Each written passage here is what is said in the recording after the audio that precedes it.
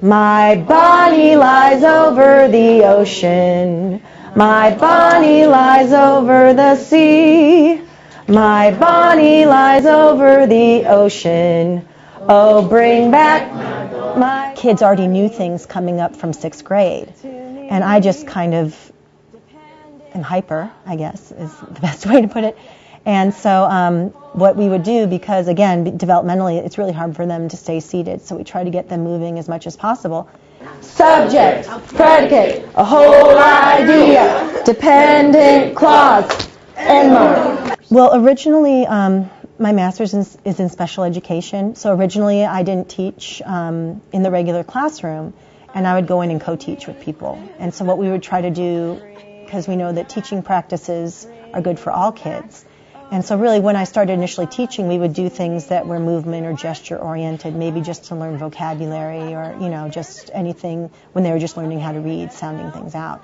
What is onomatopoeia? It is what? Oink. Cow. Oink. Cow.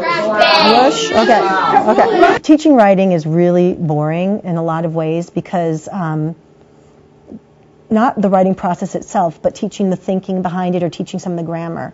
So trying to look at ways to reframe the grammar so that they're thinking of it a little bit more in the forefront versus it's a secondary kind of thing that you're doing afterwards. And in the revising process, trying to say, what kinds of sentences do you have? What kind do you mostly have? So we might go through their paper and say, show me what kind of sentences you have. And they'll show me.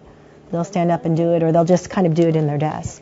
Subject, predicate, whole idea, semicolon, subject, predicate, whole idea, and more.